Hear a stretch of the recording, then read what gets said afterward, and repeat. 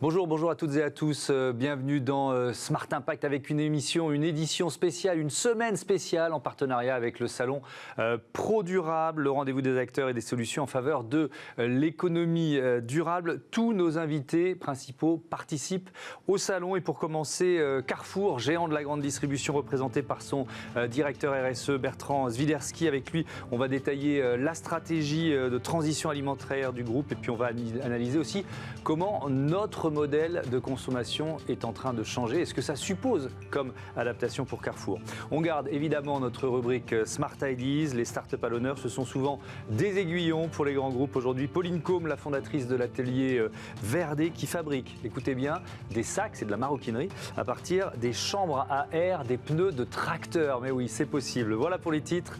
Smart Impact, partenaire du salon ProDurable, c'est parti.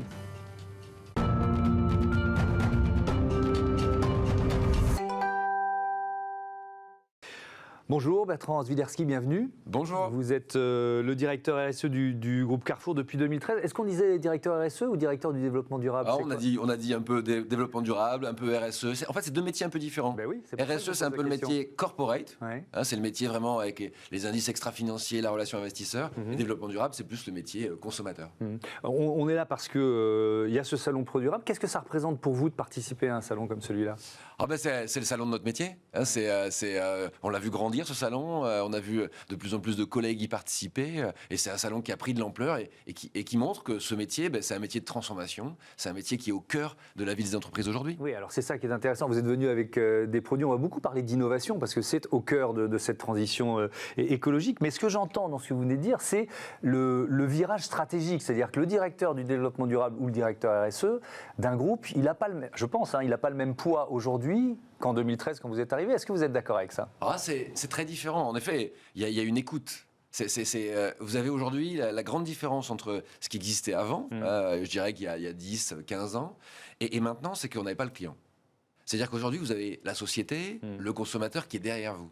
Et d'ailleurs, nous, on en a fait un peu une force chez nous. C'est-à-dire que moi, j'ai créé un genre de club, un club de consommateurs engagés. Et ce club de consommateurs engagés, je les ai par WhatsApp tous les jours, etc. Et eux, ils nous donnent une force. Cette force-là, c'est celle qui vous donne plus de poids dans l'entreprise. Et donc, en fait, c'est la force de vos clients, la force de la société qui vous donne du poids à l'entreprise. C'est la grosse différence. Oui, et quand on parle de poids pour une entreprise, on peut aussi ici donner quelques chiffres clés de Carrefour. 321 000 collaborateurs dans le monde, plus de 12 000 magasins répartis dans plus de 30 pays, chiffre d'affaires 2020, 78,6 milliards d'euros, des ventes qui ont progressé l'an dernier. Il y a un effet crise sanitaire, pour le coup, plutôt positif pour vos métiers, et heureusement qu'il y a certains secteurs qui en ont profité. Mais il y a un effet global. Il y a un effet, en effet, bien sûr qu'on était à travailler. Nous, on a dû être présents pendant toute la période de crise. Ça nous a posé quand même des difficultés aussi, parce qu'il fallait être présent et c'était complexe. Mais en effet, on a réussi à rendre un service de qualité, je pense, à nos clients, et ils nous le rendent bien. Est-ce que la part du bio continue de progresser? Oui. La part du bio continue de progresser. Alors, le bio, vous savez que nous, on a été les premiers en 92. Donc, on a vu une stagnation, et puis d'un seul coup, on a vu une envolée.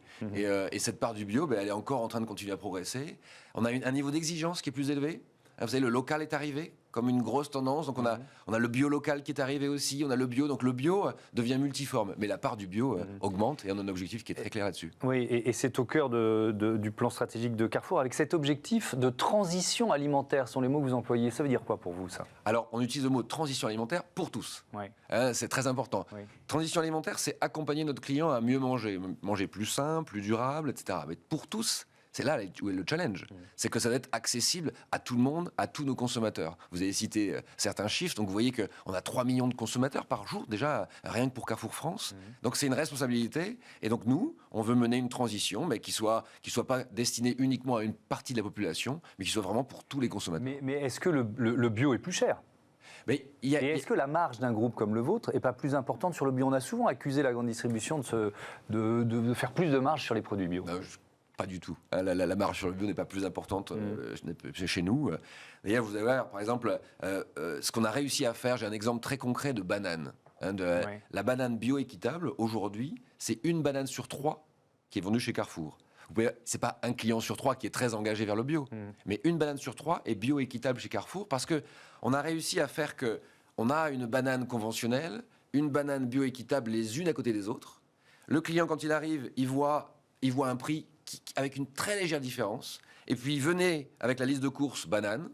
Et puis, d'un seul coup, il se dit, bah, tiens, pourquoi je ne prendrais pas une banane bioéquitable? Et ça, c'est un client sur 3. C'est un très bon exemple d'une transition alimentaire qui prend du temps, mais qui nécessite d'accompagner le consommateur. Alors, vous êtes venu, alors tiens, on va commencer par cette bouteille grise, là. Vous mettez quoi dedans? Du lait. Alors, je vais vous expliquer. En fait, du lait. C'est vrai qu'à première vue, on se dit, c'est pas pour du lait. Oui, c'est complexe. C'est une dernière sortie, une dernière innovation qu'on a fait avec une entreprise qui s'appelle le groupe LSDH, donc c'est la marque Carrefour Bio. Ouais. Donc, vous voyez, on a un engagement très fort d'emballage recyclable, réutilisable avant 2025. Donc 2025, ça se rapproche. Ouais. Donc il nous faut trouver toutes les solutions pour que nos produits soient recyclables, réutilisables. Et vous voyez, avec cette bouteille, en fait, qui est en PET opaque, pour la recycler, on ne peut la recycler qu'en produisant un plastique gris. Et donc vous avez cette bouteille de lait qui va arriver dans les maisons, dans les ménages, elle sera grise, et je vous assure que c'est un sacré défi. Ouais. Elle est déjà dans les rayons ou pas? Elle est déjà dans les rayons, vous pouvez la trouver dans les rayons. Et le défi est qu'on a toujours eu l'habitude de la bouteille blanche, et ben on va devoir s'habituer à une bouteille grise. Et c'est ça, le nouveau monde qu'on a à créer. C'est pas si simple. C'est pas si simple parce que je vais être très honnête avec vous, je pense plus à un produit ménager quand je vois cette couleur. Et ben voilà, c'est toute la transition qu'on a à faire. Cette transition qu'on a à faire, elle est pas uniquement sur les produits, elle est aussi sur l'emballage. Elle est un accompagnement du consommateur à consommer différemment. Alors, on parle de lait parce qu'il y a aussi cet enjeu de la surproduction de lait bio. Vous avez forcément vu cette information cette semaine. Les éleveurs français ont produit plus de lait bio que le marché ne peut en absorber. Pourquoi il y a cette panne de croissance? Comment vous l'expliquez? Est-ce que c'est une panne de croissance? Je dirais que c'est un équilibre entre la production et nous, ce que l'on arrive à vendre et à consommer. Je dirais que c'est toujours un peu normal qu'on arrive quelquefois à avoir peut-être trop de produits, nous à pas réussir à les vendre. Il y a une incitation gouvernementale, des subventions, donc beaucoup d'éleveurs s'y sont mis parce qu'ils y trouvaient leur compte. Et heureusement, la question de la rémunération, de la bonne rémunération des agriculteurs, c'est évidemment très important. Mais le consommateur n'a pas tout à fait suivi. C'est quand même ça l'étonnement. Eh ben, tout le travail est de l'amener à la consommation. Vous savez avec la distribution spécialisée qui se développe. Donc nous, on devient un des leaders de la distribution spécialisée. Qu'est-ce que vous appelez la distribution spécialisée? Les magasins qui sont spécialistes du bio. D'accord. Okay. Et donc, c'est ce développement, cette pénétration dans l'ensemble des ménages, etc., qui va faire que, on va réussir à ce que la demande, et donc la demande du consommateur, va être croissante. Elle l'est. Mais il faut qu'elle soit encore plus soutenue. Oui. Et c'est un très bon signe, vous savez qu'on a de la production bio. Hein. C'est un très bon signe pour la biodiversité. Oui, c'est vrai que c'est un très bon signe pour la biodiversité, mais on pourrait se dire, mais est-ce que le modèle économique de cette bascule vers le bio tient si les consommateurs ne sont pas forcément là? Si on ne va pas assez vite au niveau de la consommation, oui. Il nous faut pousser. Alors, il y a un autre chiffre qui est plutôt, lui, encourageant. C'est la Commission européenne qui donne ce chiffre. 67% des consommateurs européens achètent des produits plus verts et soutiennent les commerces locaux. Est-ce que ça, pour vous, c'est la tendance de fond, au-delà de ce qui se passe là sur le lait bio, qui est peut-être un épiphénomène, je ne sais pas, mais ça, pour vous, c'est la tendance de fond, clairement? Alors, la tendance de fond, d'abord, les 5 grandes demandes du consommateur aujourd'hui sont des produits sains. Donc ça, la grosse demande, c'est vraiment les produits sains, santé. Je dirais que cette demande, elle augmente un peu. Ensuite, vous avez les produits bio. Ensuite, vous avez le produit locaux. Et locaux et bio sont un peu en bascule. Après la crise, après l'année qu'on vient de passer, le local, et comme vous l'exposez, est devenu un sujet fort pour les consommateurs. C'est notamment ce qui s'est passé sur le lait. C'est notamment ce qui bascule du bio vers le local. Tout à fait. Et le local devient un critère très important. D'ailleurs, nous, chez Carrefour, on a autorisé tous nos magasins à référencer des produits locaux en moins de 6 jours, paiement à 7 jours, etc. Donc, vous voyez, on a fait un grand appel d'air vers les produits locaux, vers tout ce qui peut se passer dans l'économie locale. Et après, en troisième, quatrième position, vous avez le zéro plastique. Et vous avez le zéro gaspille. Enfin, en cinquième et quatrième position. Zéro plastique, zéro gaspille. Donc, vous voyez, des produits sains, du local bio, zéro plastique, zéro gaspille. Alors, zéro plastique, il y a un bon exemple. Alors, c'est l'emballage de salade, là, de la mâche. Qu'est-ce qu'il a de particulier, celui-là? Alors, vous imaginez... Vous fermez les yeux, vous êtes dans le rayon des salades, les salades en sachet, vous voyez beaucoup de plastique. Oui, ça, dans ce rayon, c'est un challenge pour nous. Ouais. Donc, je vous rappelle l'engagement que l'on a de 100% d'emballage recyclable 2025. Dans ce challenge-là, il nous faut trouver des solutions. Et ce qu'on a réussi avec les crudettes, on a créé un genre de laboratoire qui s'appelle Reset. Et dans ce laboratoire, on a trouvé de nouvelles solutions. Et là, on est en train de tester dans nos magasins en Ile-de-France. Dans nos magasins en Ile-de-France, on a testé un sac entièrement en papier et qui est 100% recyclable. Comment c'est possible? Parce que le papier et l'humidité font pas bon ménage. Donc c'est pour ça qu'il est 95% papier. On a besoin ici d'avoir de la matière pour souder. On a besoin d'avoir un type de papier qui va garantir une humidité et une fraîcheur. Donc fraîcheur et humidité garantie. C'est une première mondiale. Et on est en train de le tester. Les premiers retours clients sont très bons. Ouais. Combien de temps de recherche et développement pour sortir un produit comme ça? Parce que là, on est vraiment au cœur de l'innovation. Et c'est intéressant de voir que la transition écologique et environnementale, elle se nourrit d'innovation énormément. Ça, c'est 2 ans. 2 ans. Ça, c'est 2 ans. Hein, c'est depuis qu'on a lancé le laboratoire, qu'avec les Crudettes, qu'avec la société LSDH, on essaie de trouver une solution. Le papier est clairement une solution sur laquelle nous, on veut investir. Vous savez déjà, sur le rayon fruits et légumes, vous l'avez peut-être constaté dans les magasins Carrefour, dans le rayon fruits et légumes, on est passé d'emballage plastique à des emballages carton. Les tomates sont en carton, les pommes sont dans des emballages carton, etc. Donc on voit bien que cette fibre cellulosique est une fibre d'avenir, recyclable, etc. Et donc c'est la raison pour laquelle on a investi dans les récalcitrants. Je dirais que vous imaginez pas, il y a 2 ans, pouvoir sortir un emballage comme ça sur un rayon aussi complexe. Emballage carton, il y en a un là. Il est zéro gaspille. Je vois écrit ça dessus. Il sert pourquoi les fruits et les légumes? Alors, je vous avais dit qu'une des attentes fortes du consommateur et qui est pérenne après la crise, qui s'est intensifiée, c'est la lutte contre le gaspillage alimentaire. Oui. Et donc, on a créé cette boîte, cette boîte qui s'appelle le panier zéro gaspille, qui est disponible en magasin.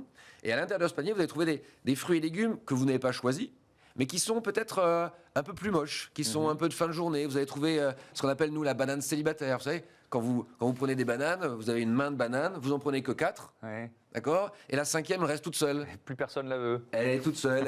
Alors pourquoi? Parce qu'elle avait un petit trait noir. C'est un point drôle. noir. Je retiens cette expression de la banane célibataire. Ben, retenez-le et puis consommez-la. Oui, oui, bien sûr, Donc, la évidemment. banane célibataire, on la met à l'intérieur, on met Ouais. des poivrons, etc. On fait un prix rond et puis on vend ses paniers. On a vendu près de 500 000 en 3 mois. Ouais. Donc c'est une vraie attente consommateur. Ouais.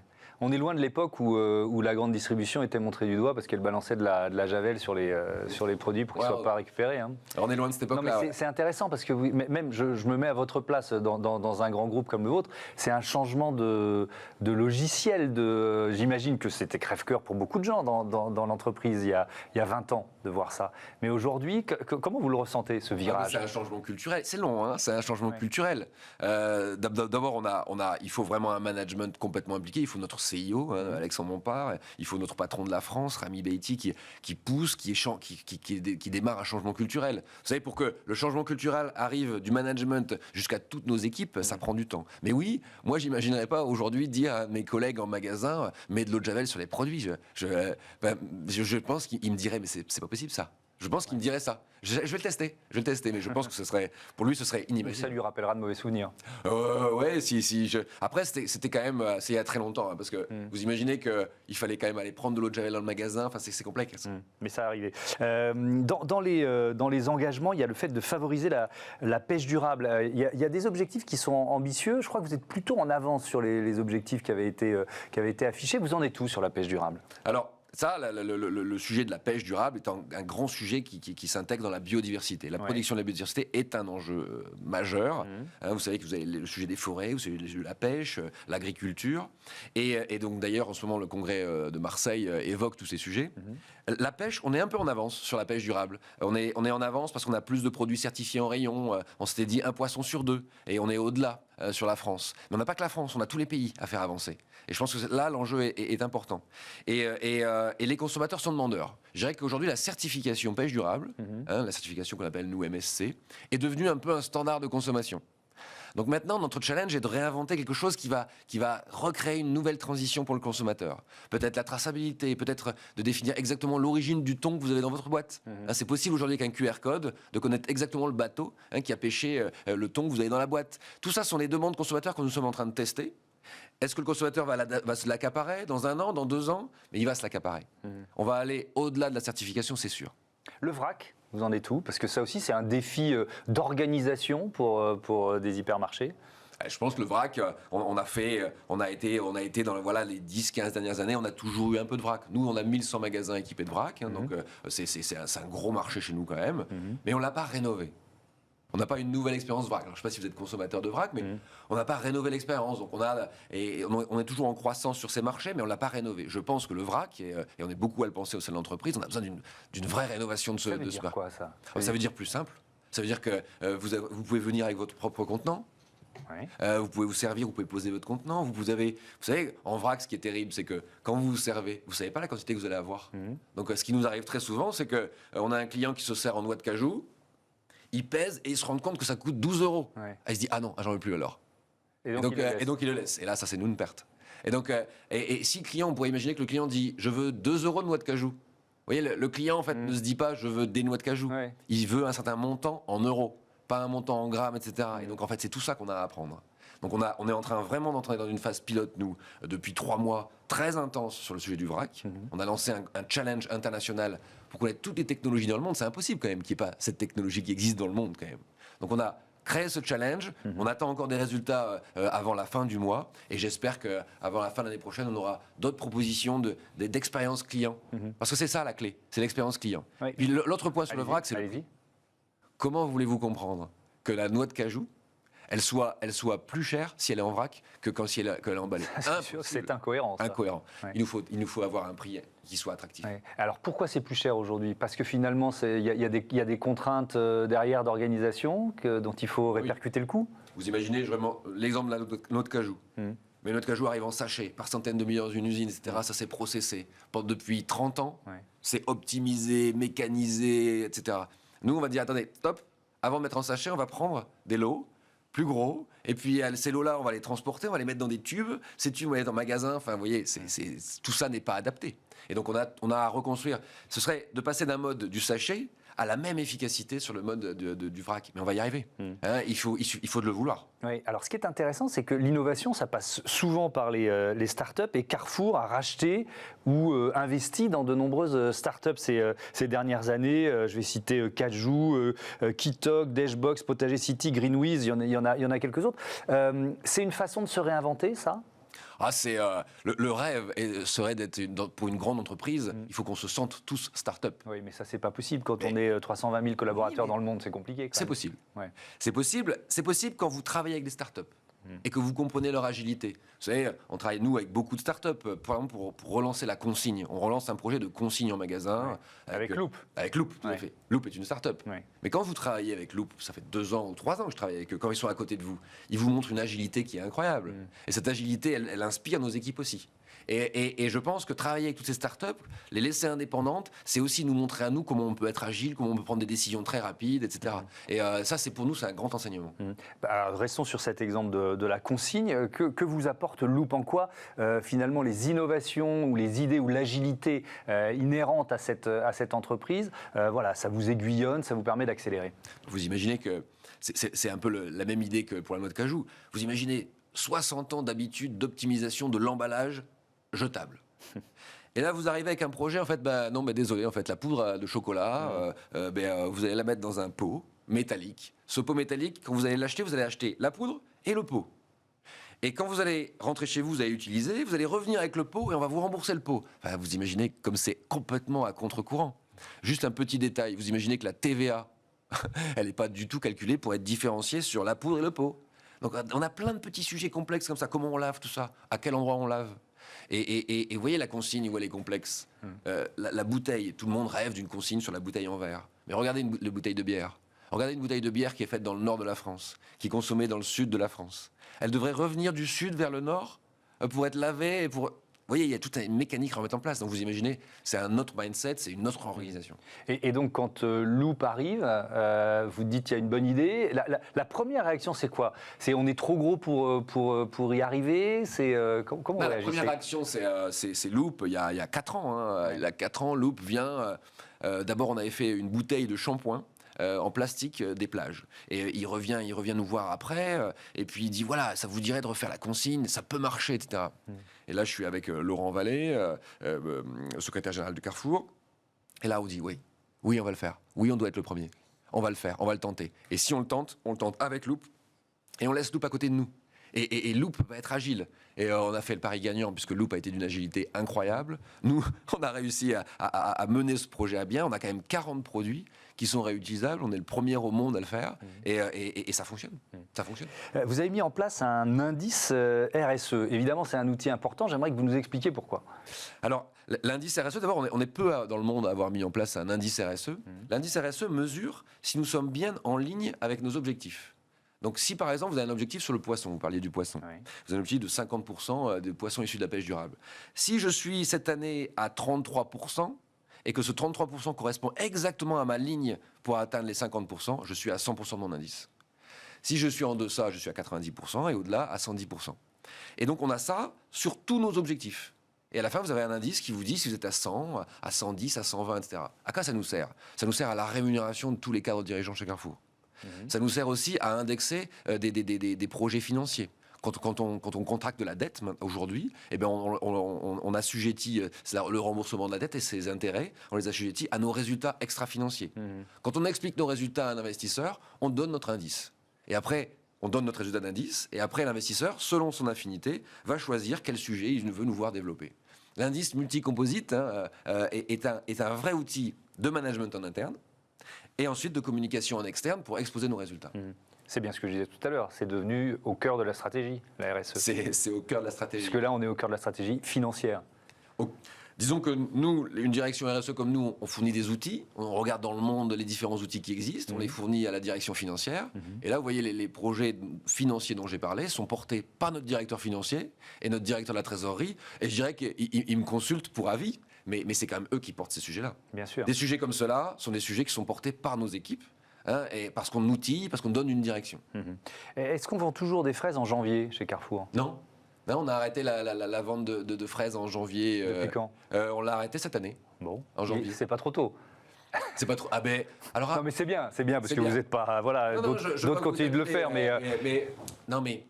Mais en même temps, c'est notre comportement de consommateur qui avait perdu le sens des réalités. Je me mets dedans. Mais vous savez, des enjeux comme ça. Les enjeux, la fraise est symbolique, la tomate est très symbolique aussi. Mais imaginez la rose. C'est pareil. Le 14 février. Eh oui, la Saint-Valentin, il faut offrir d'autres fleurs. On l'a déjà dit ici. Non mais vous voyez, on a un enjeu de reconstruction du lien entre ce que l'on peut produire et ce que le consommateur est prêt à faire. Mais vous savez, nous on a arrêté les tomates et les courgettes bio. On les a arrêtés pendant 3 mois, novembre, décembre, janvier, dans une dizaine de magasins. Ouais. Ça a été un fiasco. On a eu beaucoup de critiques de nos clients.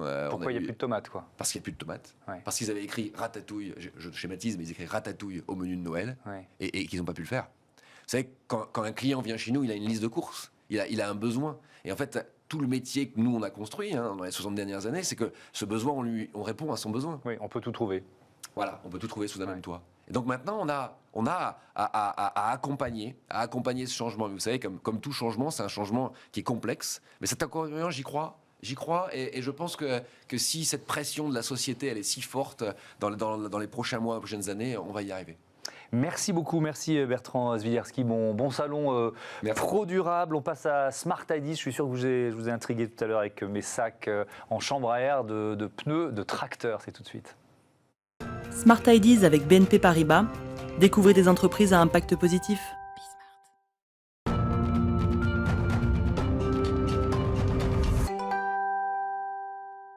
Smart Ideas avec Pauline Côme, la fondatrice de l'atelier Verdet. Bonjour. Bonjour. Bienvenue. Vous m'avez intrigué avec cette idée de sacs, donc de maroquinerie responsable.